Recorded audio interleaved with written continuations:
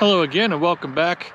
This week we are going to see if we can get this 1929 Ford AA Express running again for the first time in over 30 years. So the story on this truck is that the gentleman that I picked it up from bought it out in California a little over 30 years ago. He dragged it out to Arizona where he said he did drive it around the block once or twice before it ended up being parked, and it really hasn't been touched much since. Everything here is basically complete. You can see it definitely has been sitting for quite some time now. It does have oil, but probably some water in there.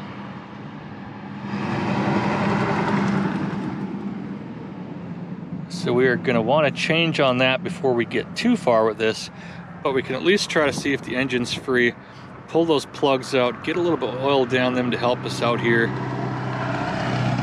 I was trying to get the hand crank lined up, but it's not quite lining up. Not sure if the springs here at the front of the engine are just kind of collapsed, messing up the alignment, stuff like that. So we'll get the floor jacks, pieces of wood, see if we can get that to line up where we can use the hand crank. I'm not a big fan of just throwing a battery on them and just cranking away on the starter on these things. I like to see if I can get them rotating by hand just to see how badly stuck they are. Generally, these things have such low compression that you can turn them over usually fairly easily by hand, just off the fan here, but it does not want to move, so might be just a little bit stuck. So I'm going to go ahead and probably take the hood off of this thing first so I can get a little bit better access to it. Then we'll get those plugs out of here and see what those look like. To get the hood out of the way, you want to start here at the back. There's this little retainer right here that's held in place by usually two flathead screws. You remove those screws, that clip will come out of there. Then you can lift the hood up, slide it out of the retainer here at the front. Then you can kind of just lift the entire thing up and out of the way. It's usually best to kind of grab it with the handles here on both sides and then just kind of lift and pinch it together, holding it by the two handles. That's usually the easiest way to get them out of here. So I'm going to go ahead, try to get this all taken out so we can get a little bit better access to the engine. I was able to get the hood removed there. Some of those screws did fight with me just a little bit, but looking at the hand crank here, it seems like our front cover is in the way. It's just not letting me get this front portion low enough without hitting it, and I don't want to tear that up. So I'm just going to go ahead and remove that.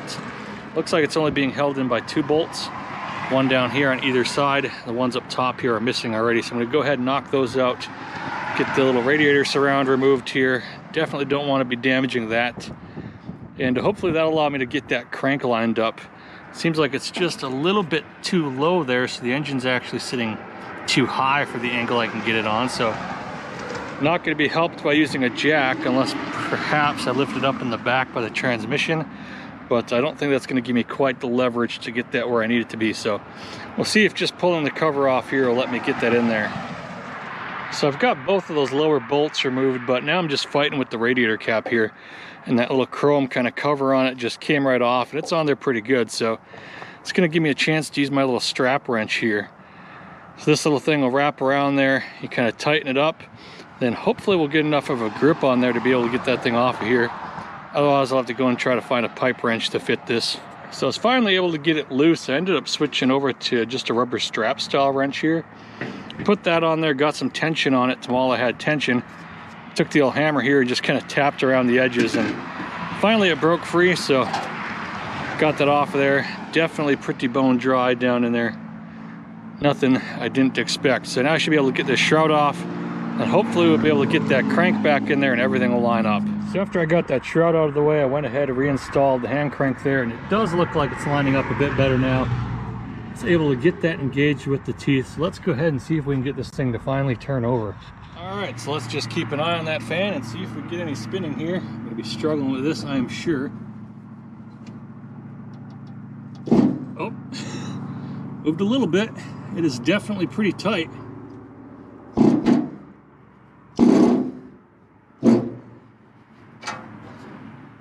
Wow, that is pretty tight, but the good news is that it did actually move.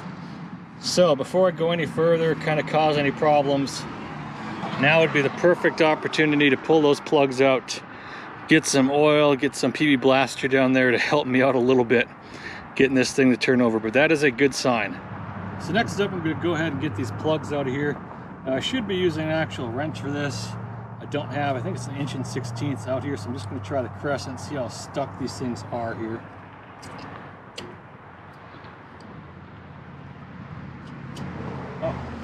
really loose. Okay, hopefully they're all that simple.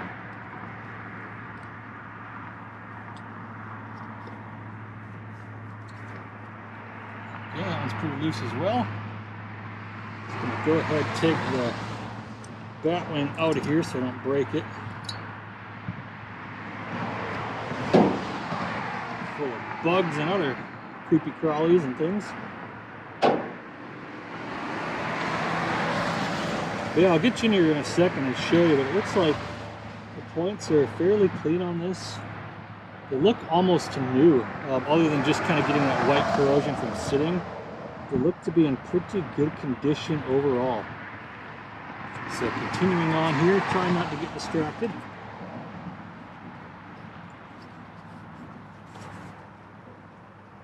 All right, of course we always got to find one difficult one. See if I can get some leverage on this thing. Ouch!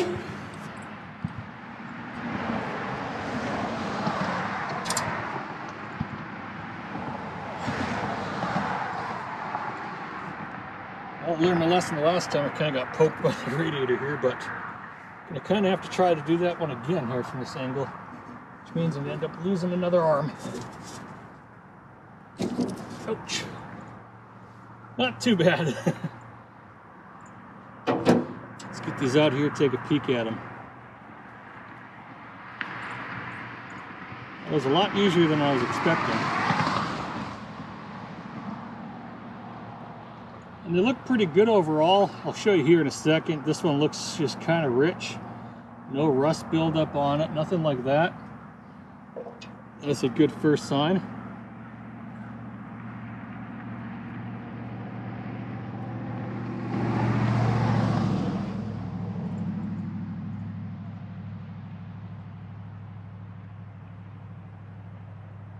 This one's looking pretty crusty. Looks just like soot and buildup though, does not look like rust. Another good sign there. Take out this back one.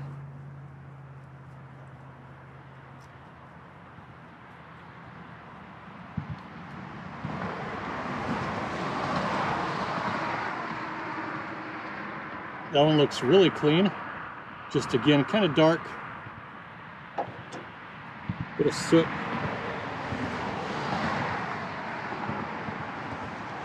Trying to be careful, there's a lot of rust and debris here on the top of the engine. I don't want to drop it down in there right now. I'll put these plugs back in here, get the air out, blow this all clean here just in a second.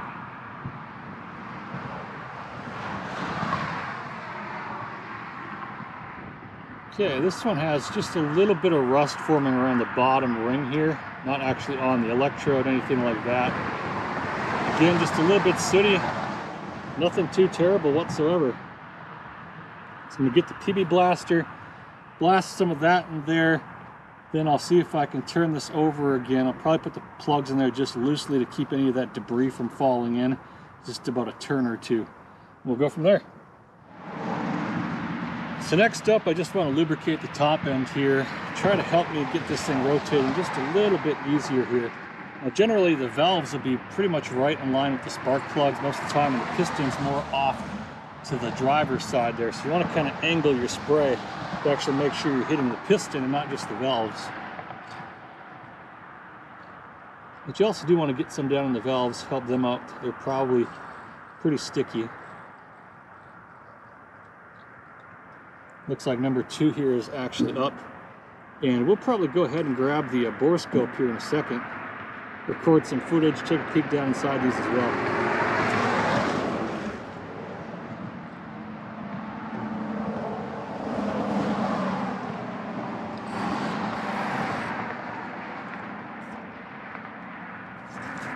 Can is losing its aerosol. It's got plenty of fluid, but just not a lot of spray life.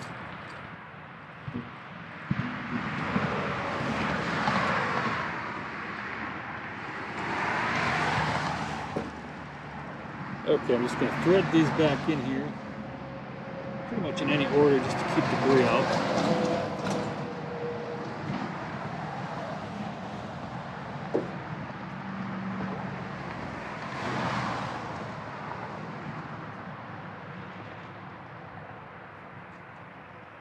Now this is going to cause a little bit of compression to build up, which is going to fight me when I try to turn it over, but most of it should leak out.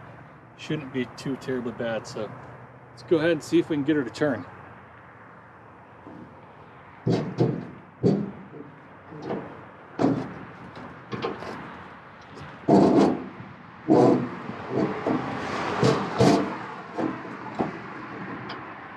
So it's going. It's definitely not liking it.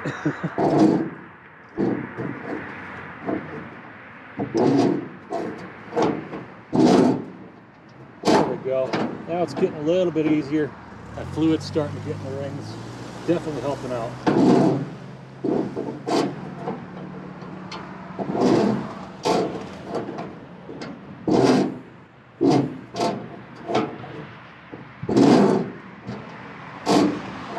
Still kind of grinding on the bottom splash apron. That's that horrible noise you're hearing. Not too concerned with that. I can straighten that up, fix that up later on.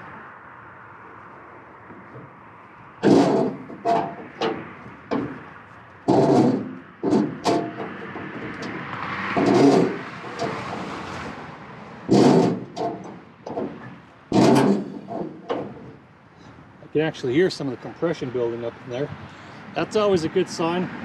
Typically I'll actually put some fluid in there, let them sit for about a day. Then I'll come back, check for compression, especially when it's this hard to turn over. But since we can already hear some in there, that's a good sign.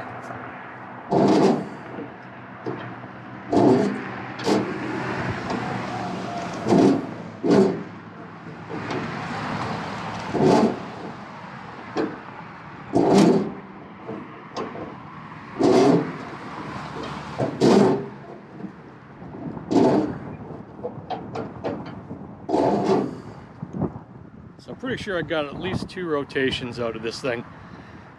Gonna go ahead and get the air compressor out here below the top of this thing nice and clean. Get all of that debris out of here. So I've got the top of the block all blown off, most of the loose debris out of the way here.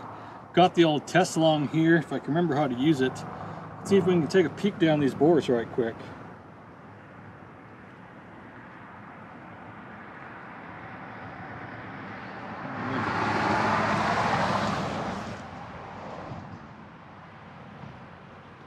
Good view of our valves there. Looks like the piston in number 1 is pretty much up the top dead center, so not a great view there. Let's move over here to number 2.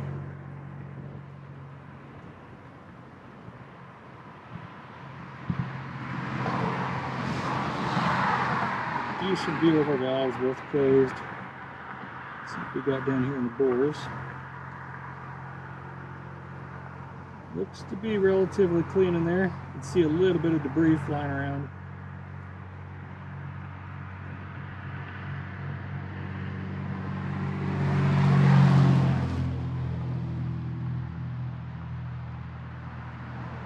There's just a little bit of rust there, right there. You just kind of see it on that wall.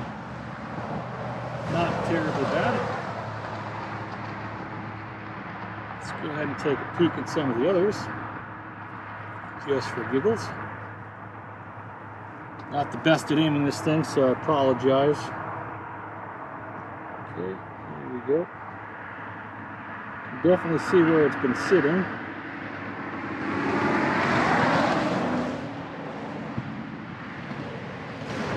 Just a little bit of surface rust there on the sides.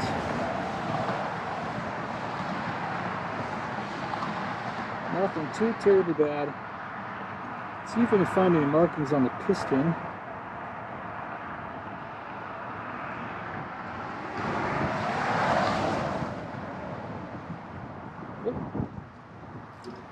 Didn't really see any markings there on the piston itself. Let's try number 4.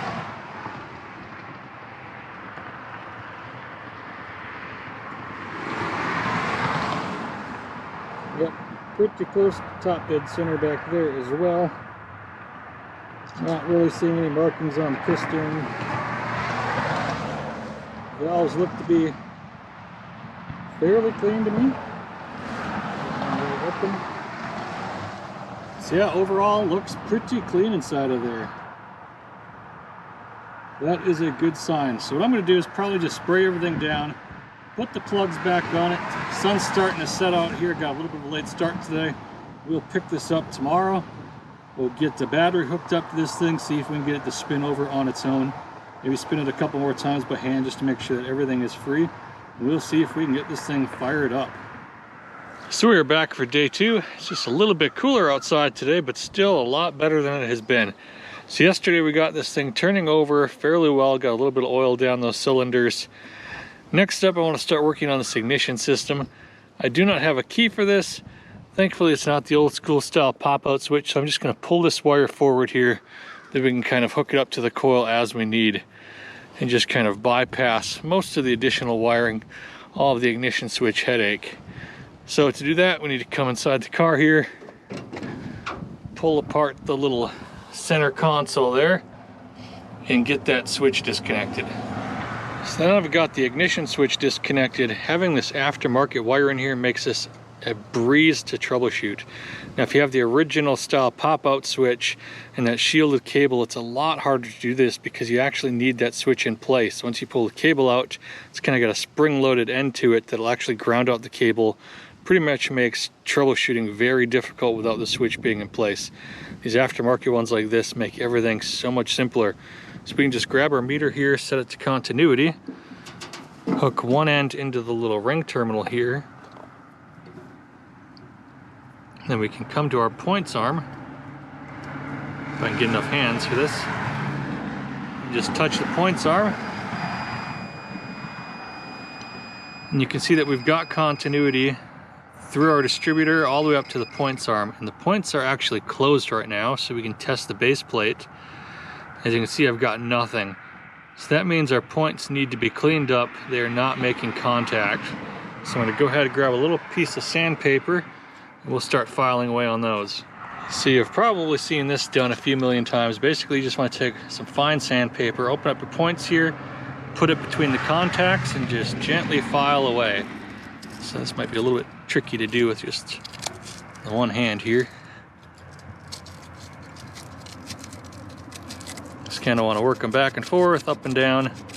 Just try to get any of that corrosion off of there, which builds up a lot faster than you might think sometimes.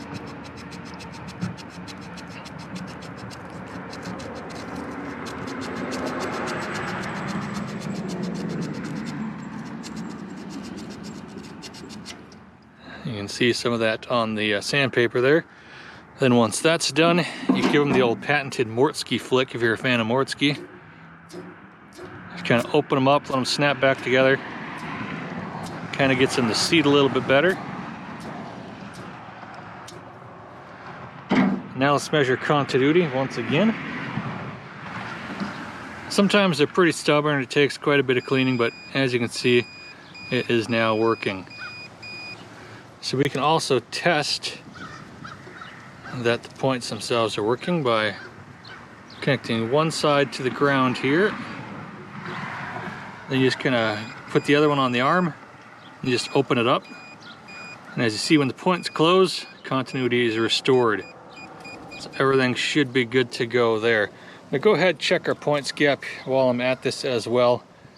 And then we should be able to get the battery on here, test for spark, and continue on. Alright, so I believe these are either 15/16 or an inch here, so we'll try the smaller first. Yep, that seems to work. Oh, that's on there good.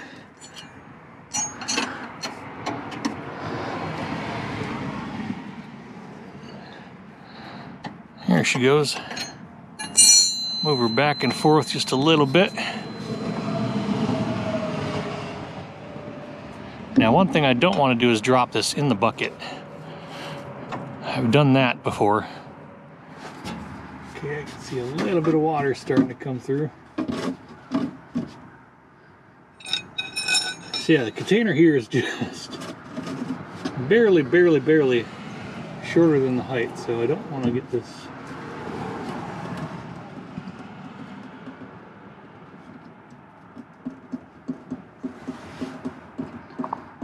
So as you can see, there's definitely water in there. That's what tends to drip out first. So yes, definitely a good thing we came through and did this. Hopefully I got you pointed back in the right direction there. Can't quite see.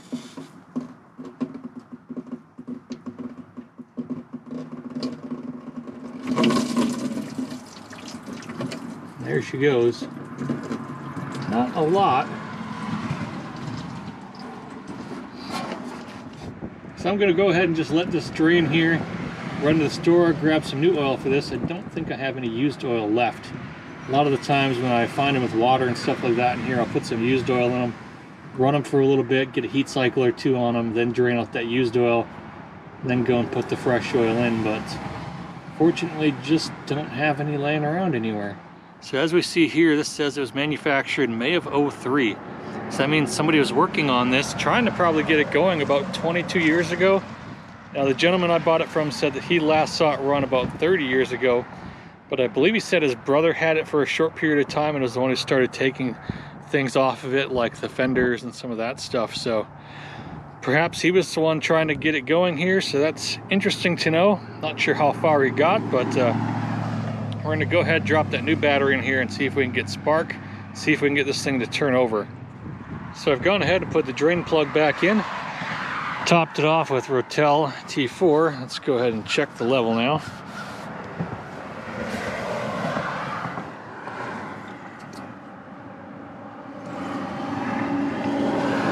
Alright, so we're about halfway up to full there. Not quite all the way up, but that should be plenty fine for what we are doing. I've also gone ahead and set the battery in here. Cleaned up the terminals there. They were pretty corroded. These are definitely not stock or factory wires. They are quite big, which will help for 6 volt. I might clean up some of the connections just a little bit more where it actually goes onto the transmission mount there, and then maybe clean it up at the starter itself, just to give us every chance we've got at making this thing turn over nice and easy. But before I do that, I want to come back over here, and I just want to disconnect this leg of the wiring right here. I just want to pretty much isolate it just to the ignition side. There's a lot of just cracked, loose wiring here. I don't want to have any shorts cause any kind of fires or problems, so I'm just going to go ahead and disconnect the entire light side assembly of this by just disconnecting it here at the cutout switch. So I've gone ahead and removed the lighting side of the harness here, so all of this wiring here, if there's any shorts in that, it will not affect us anymore. We're pretty much just limited to the small little piece here and what runs through the dash, which should be pretty minimal. So I'm going to go ahead and hook up the battery, check for sparks. We'll come back, check and see if we're getting actually power up here through to the coil. May have to replace on that fuse or clean that up a little bit. That's looking pretty rusty through there. But we'll go ahead and get some power to this and keep checking things from there. So I've got my battery connected. I've got my meter here set to volts. I've got the positive lead connected to the positive battery terminal. And because I do have this set up in a positive ground, we're using just my negative side here to check for voltage. So we've got 0 here, obviously. At the starter post there, you can see we do have 6 volts. So that's just checking right here at the top of the starter.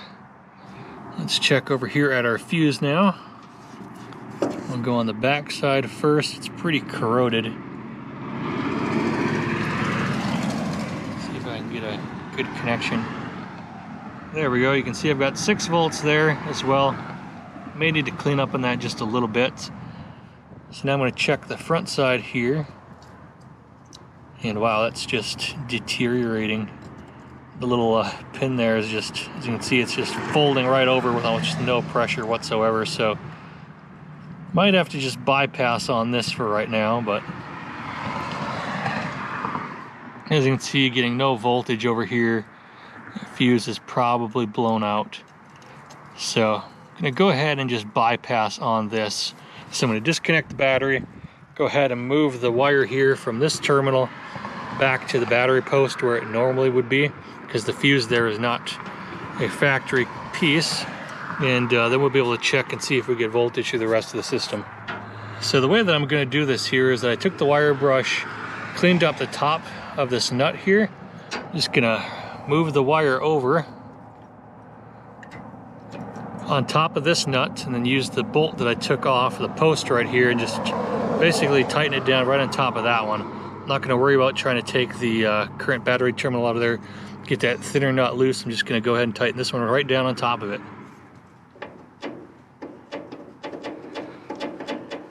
And it looks like my friend is back. This little guy over there has been bothering me a couple of times today. Not sure what's quite wrong with him. He's pretty straggly looking. Looks like he's got some mange or something, missing a lot of feathers, but he gets awfully close here, and I really don't want to pick a fight with a turkey. I mean, it's just not Thanksgiving time yet, so it's one of those things you got to deal with. So with our annoying little friend there out of the way now, I can get back to what I was doing. So I got that nut on there now. Again, got battery voltage. We can follow this up now to the coil. We are getting power there at the coil, and we're getting it on both sides. Now the one side of this is just floating open right now. It's going to the ignition switch, but the other side of that ignition switch is not connected to anything. It's disconnected because that is the line that we took here. So I need to figure out which one of these is the one that runs to the switch and which one runs to constant power. So I'm going to go ahead and try to figure that out here right quick. Might just pop this cover off so I can get inside there and see. So with the terminal cover removed here, you can see how this is wired. Essentially, we've got the one lead here running to the post there, which is always hot. It's being fed directly from this lead that runs up. And we've got the other lead on the other side that runs into the ignition switch. Now that side is just floating, again, because the ignition switch is not connected to anything. Not really going to impact us in any way here. So now to test the ignition system here, I should be able to just take my lead, kind of hook it up directly here to the lead that's running into the ignition switch. See if I can get that to make good connection while it just hangs there for right now. Since I don't actually have a switch, that's essentially my ignition switch. And then we should be able to just come down here, flick the points, and with any luck, get some spark. And there you go. So the ignition system, everything seems to be working just fine on here. I'm gonna go ahead and get the bat wing reinstalled, clean all of that up. I might pull these plugs out and we'll just try to turn this over, just to see if the starter itself is working, see how it sounds. All right, everything should be all connected up. I've got the plugs removed. Let's go ahead and see if this starter works. Let me find the switch and get my foot in there to hit it.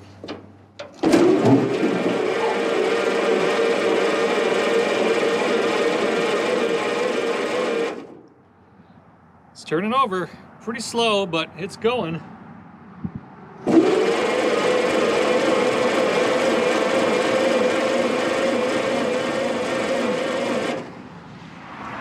So yeah, pretty slow overall. Gonna see if I can do the kind of the poor man's compression test here, see if I can get my thumbs over those. See if we can feel some compression coming out of there, get an idea if we've got any stuck valves. So I did a quick poor man's compression test on it, and we have 0 compression out of number 4 back there. Now, if I remember right, everything looked good in there, so I'm assuming we've just got like a stuck valve. I'm gonna see if I can get something in there, just kind of tap those down, see if we can get those moving again and hopefully freed up. Went ahead and reassembled the distributor there, everything should be set.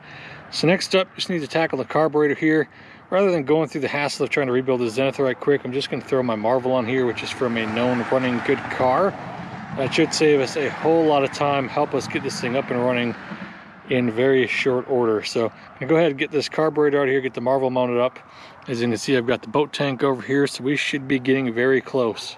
So I've gone ahead and got the auxiliary tank here full of fuel, got the Marvel installed there. Had to tap on it a few times because the float was sticking just a little bit, but it seems to be holding together just fine now, so everything should be set. Gonna go ahead and just clip on the ignition wire here, put you guys in the back there, see if we can launch the mouse house out of the rear of this thing and see if we can get this thing to fire up.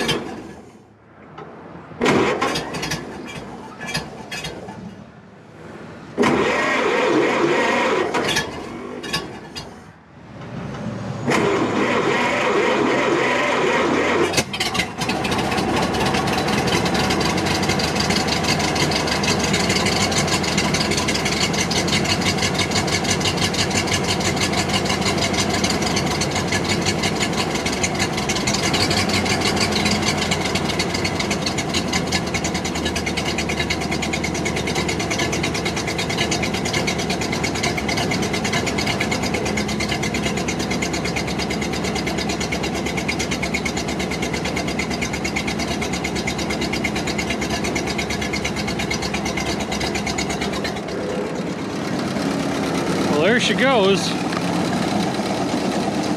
She is running. Definitely seems like we're down a cylinder though.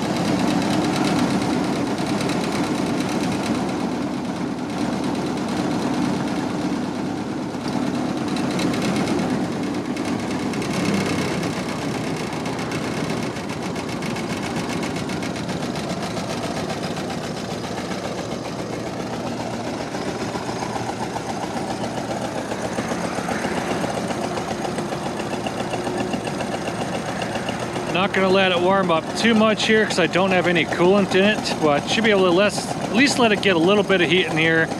We'll let it cool off, get at least one heat cycle kind of through it. See if we can get some coolant in here tomorrow, and then we'll work on trying to get that number 4 cylinder to come back around. Does not sound too bad overall.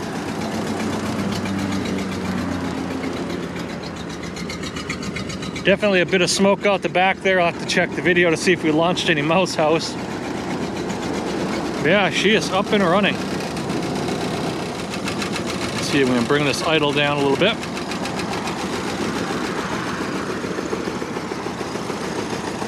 But it is just incredible how these can just kind of come back around on you. Oh yeah, wow. Definitely flooding out here.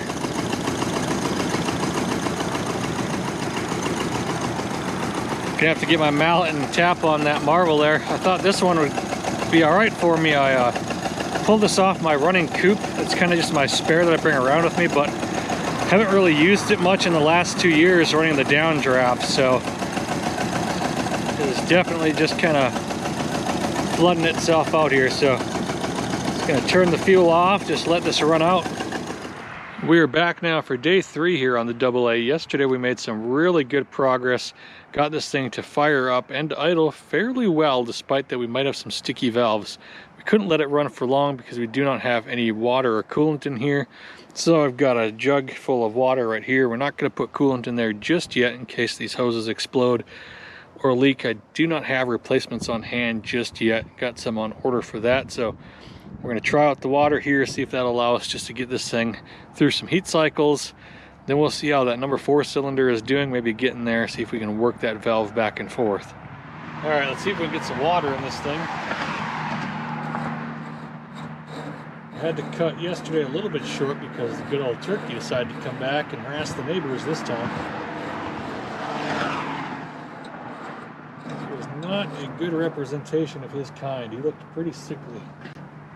So as you can see down there, it's pouring out just about as fast as I pour it in. I can't quite tell if it's coming from the hose or exactly where. It looks like it might be the hose, possibly the clamp. I do not know if just tightening that up is going to do the trick. Let's get a screwdriver and see. So I tried to tighten the clamp, but it made no difference. Still pouring out the back side of there pretty dang quickly. I'm going to go around, see if I can find some hose for this. I believe it's 1 3/4 inch. I believe the top up here is 2 inch. Let's see if I've got anything on hand that'll hopefully let us get by this for now, so we're not stuck waiting for parts to show up. So I got the old hose out of there, and as you can see, not good. Very, very thin in the wall here. Not sure if I'm going to be able to get this to seal up. There was a ton of rust debris that I took out of there. Some even kind of fell down below there as well. So I'm going to try to clean this up a little bit. Hopefully we can get this just to seal for now. See if I can find another water neck here. But yeah, pretty crusty. So like any good hack mechanic, I'm going to take the easy way out on this one and just mix up some JB Weld. Try to close up that hole, let that seal up. Kind of get it from both sides just to hopefully stop that from leaking. We'll just try to get a new neck here at some point in the near future. Just kind of toss this one out. It's pretty thin in a number of spots, but if we can at least get it to stop leaking for now, we can let this thing run in, try to get that valve free. Ended up finding an old hose that was 1 3/4 inch, just cut it down the size. Got that all replaced. I let that JB Weld settle up here, so gonna go ahead, try to fill it up again, see if we get any other leaks. Hopefully not, and maybe we'll get this thing fired up. All right, let's go ahead and see if we have any better luck this time around. Now I did flush this out a bit. I put about 2 of these jugs through there. Try to get as much of that rust and other crud out as I could. All right, so I got one jug in there. Let's keep going.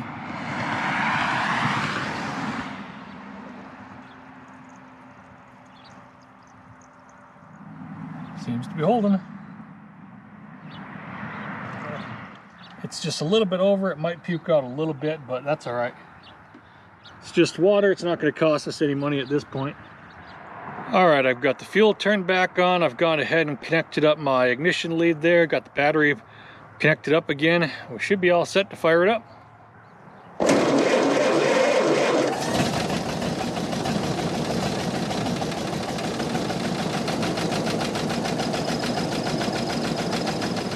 So it did not take very much effort, just fired right back up again. So I brought it down to idle here and it's starting to sound pretty good. Not sure if number 4 is coming around on us or not, but just been going around checking temperatures, making sure that nothing is overheating here. Everything seems to be doing pretty good.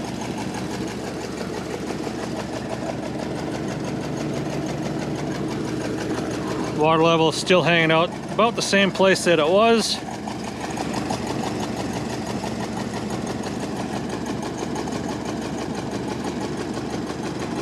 Yeah, just slowly taking its time to come up to temp here.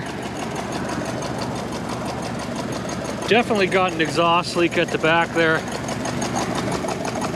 Might order up some new gaskets. The ones that in there look pretty bad, but I think we still got some issues there with cylinder number 4. There was a little bit of backfiring when I was trying to just increase the RPM here at the throttle.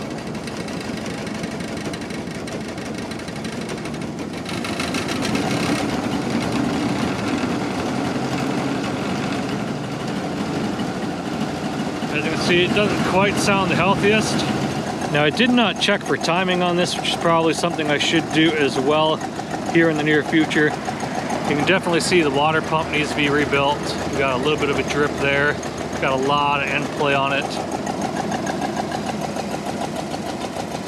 All of this is fairly common for a vehicle that has sat as long as this one has.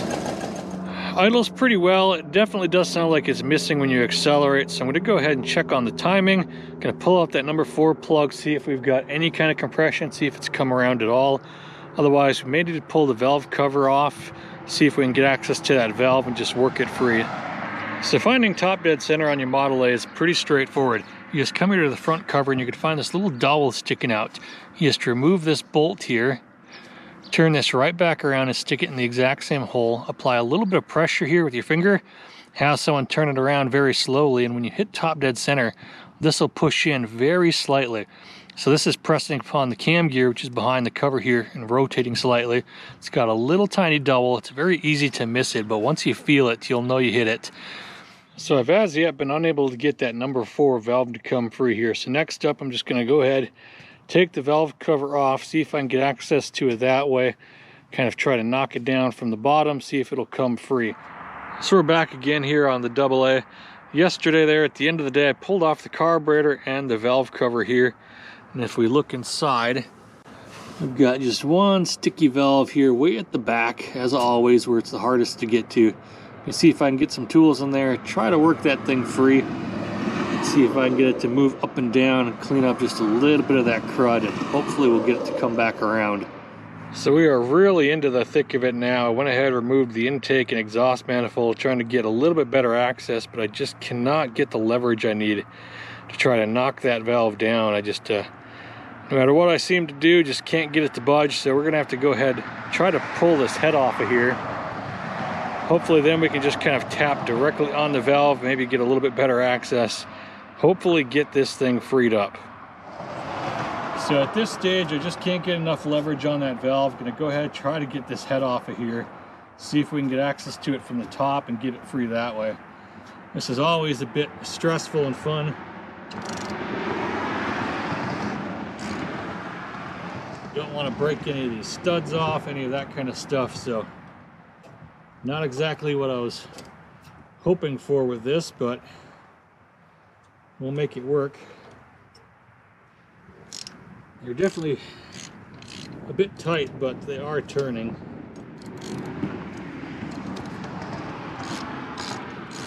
That one's kind of loose already.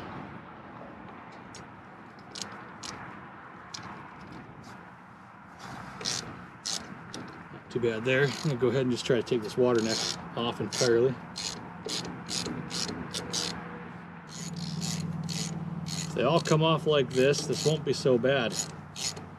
And I think I've got some slightly used head gaskets that'll work for this. I don't know that I want to put in one of my nice graphites. So if anybody's wondering about the turkey, he's still hanging around. I see him just over there. I think he's noticed me. He's been hanging around now for about a week. He just, he seems to love people. He identifies them, spots them, and then he just comes right at you. Now the neighbors the other day were pretty terrified by him. He had them actually kind of chased into their car. They were in there honking at him, screaming at him. Somebody came out with an air horn, and he just would not go away. He's pretty fearless. So he's about maybe 30, 40 feet from me right now. Maybe you'll hear him approaching. If he gets a little closer, maybe I'll get him some screen time here. But he just must be an old soul. He just really loves the old truck here. He's kind of being crafty at the moment. He's kind of hiding behind a little hill here in my front yard, so I can't see him approaching, but I know he's on the way.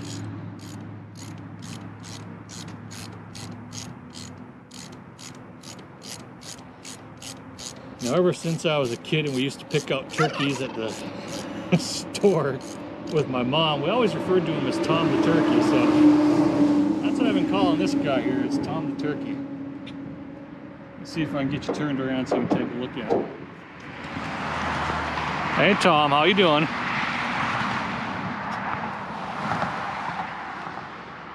You enjoying this nice warm weather? Even though you're pretty naked, Tom.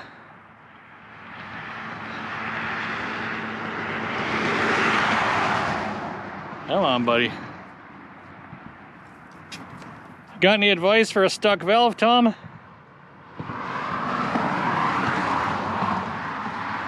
What you think? Think we gotta pull the head? Yeah, that's kind of what I've been thinking too. Got off your ride, buddy, but unfortunately it doesn't go anywhere.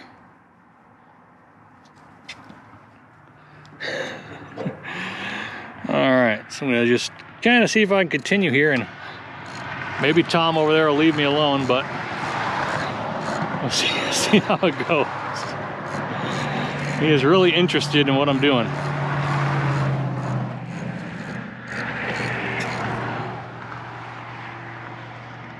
What?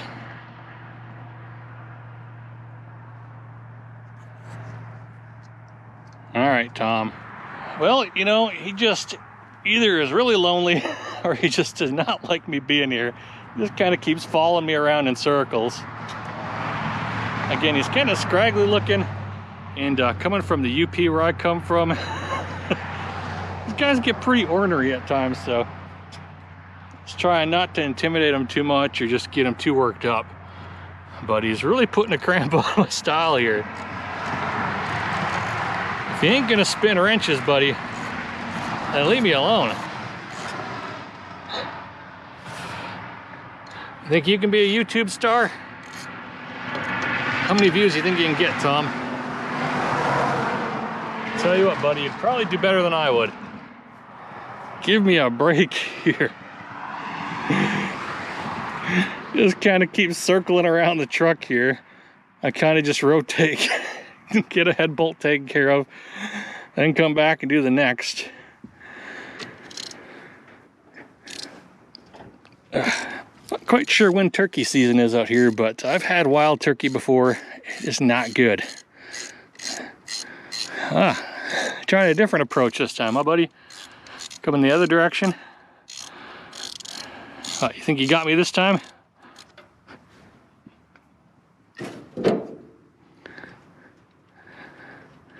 What, you mad because I'm taking them off and out of sequence or something? I didn't loosen one at a time? Yeah, I'm not really sure what happened to his feathers there. Looks like all of his belly is just pretty much gone, and his poor butt is just one naked little turkey.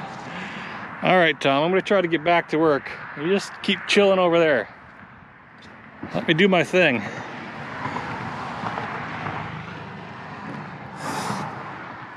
All right, hopefully we can get a little further now. What can I do for you, Tom? Don't scratch the paint, buddy. Yeah, pretty much every morning, right around 7 o'clock, seems like he's just perched outside my window, and then there's the gobble. It's like my own personal rooster here. What, you saying I owe you for the wake-up calls? Buddy, I got cats.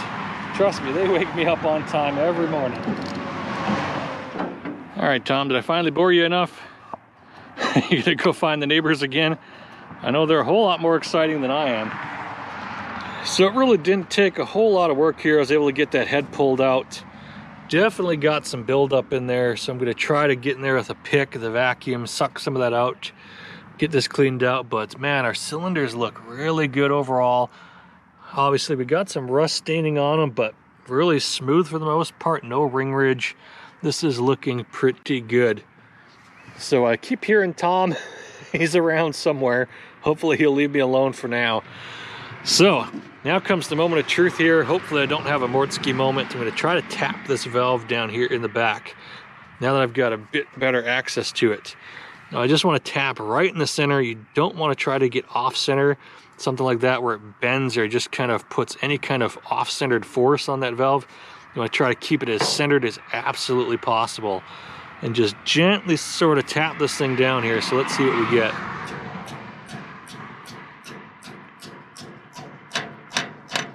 Oh wow, that really did not fight me much at all. So compared to what I was fighting with there, trying to get it to go from this side, I thought that thing was gonna fight me a whole lot more than that. So let's just go ahead, spin this thing, get it to pop back up on its own. Just tap it right back down again.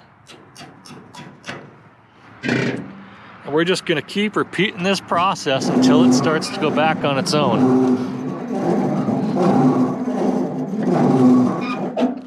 So you can see it's starting to go back down now. It's closing about 3/4 of the way.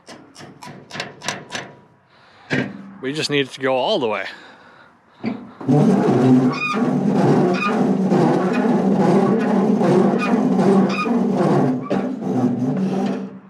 All right, gonna get a little bit more of my sad PB blaster here.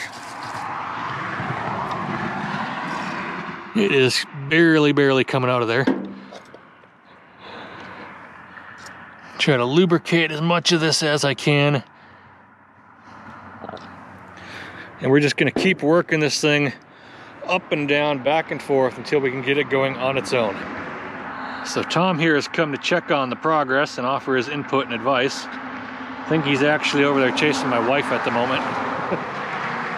So while he's distracted, gonna just keep on with the valve here.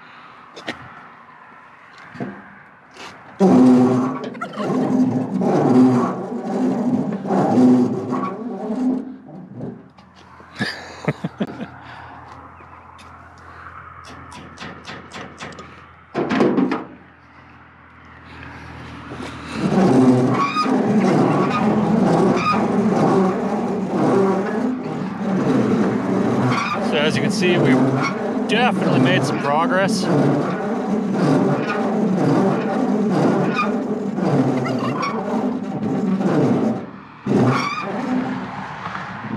It is pretty much closing on its own, and unfortunately I'm pumping my oil right out, so I really need to probably check and see that my drain holes are clear here. Tom is not impressed. He's like, hey, you're polluting, man. Looks like the valve here is closing pretty much solidly at this point. Might just lubricate it a couple more times, get the vacuum out here. So I think I've now acquired a permanent pet here. The wife decided it'd be a great idea to feed him a little bit of corn. So now he's definitely not going away.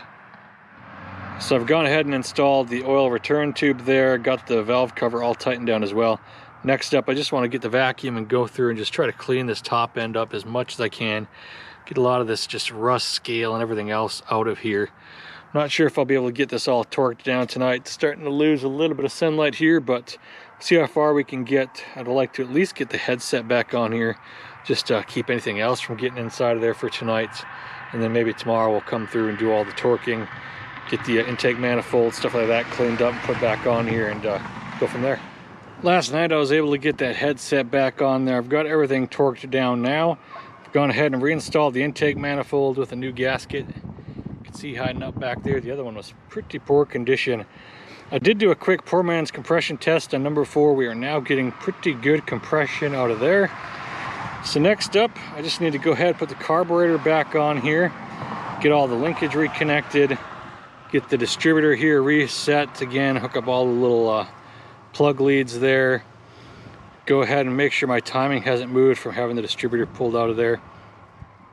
So just a couple of small little things here. Also got to get the belt back on there, get that generator tightened up. We'll see about maybe getting that a little tighter than it was before, so it's not just bouncing around like a rubber band. So I've got the fan belt reinstalled, checked the timing on the distributor, got that all connected up, got our fuel topped off. We should be ready to see if we can get this thing to fire up, hopefully on all 4 cylinders. Let's give it a go.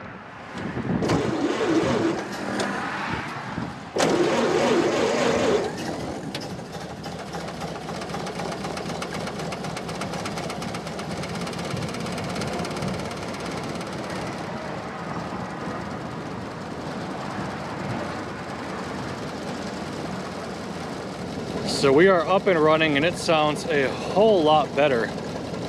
I'm not going to let it run for too long. Again, I don't have any water in this just yet. Just want to make sure that it did start up, that it sounded pretty good. Gonna go ahead inside, grab some jugs of water. We'll get that poured in here. Hopefully I didn't create any new leaks. We'll let it come up to temperature. I've got the engine all topped off with water. It sounded pretty good there. Let's go ahead and get it refired, let it warm up, and we'll see if it revs cleanly.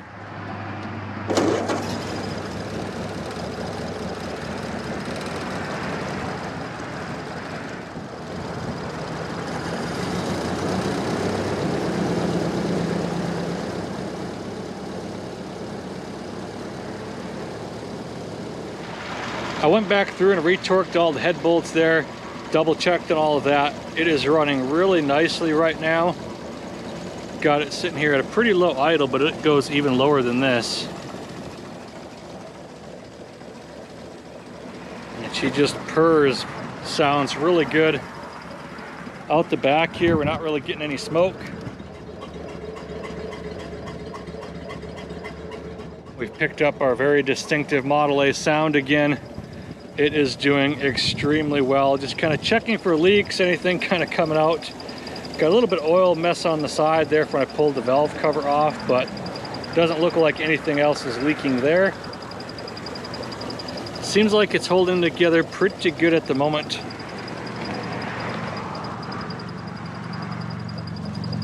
See what we're getting for temperatures.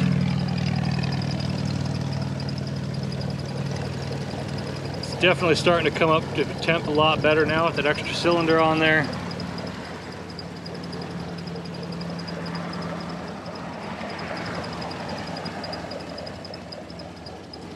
Overall, it is doing very, very good. It is always amazing to me just how much these things want to run. This thing, for sitting as long as it has in the shape it's in, it looks rougher than it is, but doing really good here. So when I cleaned up the top of the pistons there when I was putting that head in, I did find that it's bored 30 over. Pistons are marked. The valves looked like they were just original Ford valves. Nothing really special or fancy there. It does not have adjustable lifters in it or anything like that. Didn't see any of the rebuild tags here, so not really sure on the history of this thing. Not quite sure what the condition of our Babbitts is down beneath. At some point, if I can get this up and running and driving again, we'll probably pull the oil pan off. Just check on the Babbitts, see what they look like, but overall, very pleased with the way this has come around. So that's going to do it this week here on the AA. We made a lot of progress, got this thing up and running again on all 4 cylinders and just purring away. Still a lot more work to do, but unfortunately I am just out of time. There's some inclement weather on the way. I need to get this thing bundled up under some tarps and just try to protect it as best I can, because unfortunately I can't get it in the garage just yet. So hopefully next week I'll be able to get that high-low broken free, get the new tire in for that passenger rear there, so we can actually get this thing up on 4 aired up tires and maybe see if it'll actually move and stop on its own. So until then, I just want to thank you all once again for watching, and I will catch you next week.